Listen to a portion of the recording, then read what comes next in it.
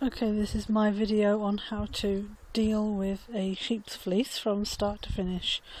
And we have this old bath in the garden that was left from a previous owner, and I thought it would be useful, a vessel to soak this fleece in. So what we did was literally filled it with cold water with some detergent in it. Now you can use anything that'll remove grease, because the main thing we're trying to do is remove the lanolin from the wool and the muck from the wool as well.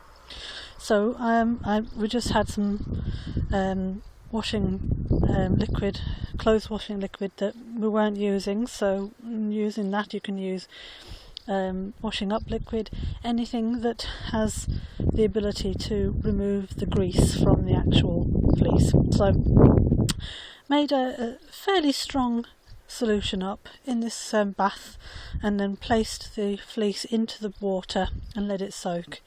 You can see I've got a rake there which I've just been using to kind of make sure that the fleece is kind of immersed as much as possible, and turned it over a couple of times to make sure that that all of the fleece gets some kind of contact with the water mixture.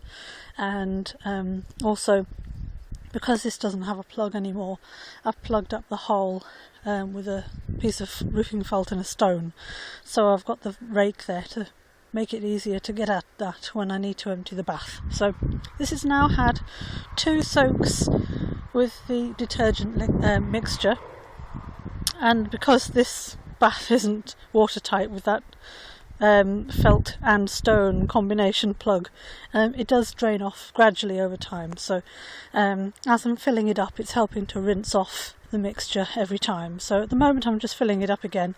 You can see that there's no sound and you can't see the water gushing out of this hose pipe, and the point of that is it's under the water to try and minimise any aggravation to the fleece, because the last thing you want to do is with detergent and aggravation, you're 2 parts of the 3 required to make felt.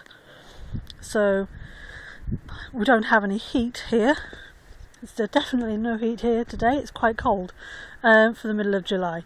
But the point is that we're just trying to keep any aggravation of this fleece down to a minimum, so that the scales of the felt fibre, of the wool fibres, don't open up and then grab onto each other, which is what happens when you're felting. So anyway, just wanted to show you quickly where we were with this.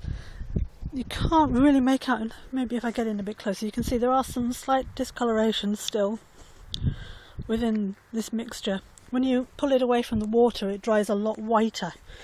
So it is basically clean.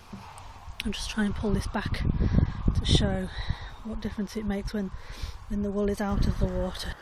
So this has now had 2 washes, a couple of rinses, and I've got it now out on this mesh, which is on top of the pallet. You can just see the mesh, just allowing it to dry now. It's been out drying for a couple of days, and I'm just bringing it into the studio on night time just to stop it getting damp in the night time. So basically that's this stage. The next thing to do will be to separate any darker bits of wool that are sort of too dark to be used as white, and those will become the darker colours which I'll dye and things. This is nice and white, so this will be fine.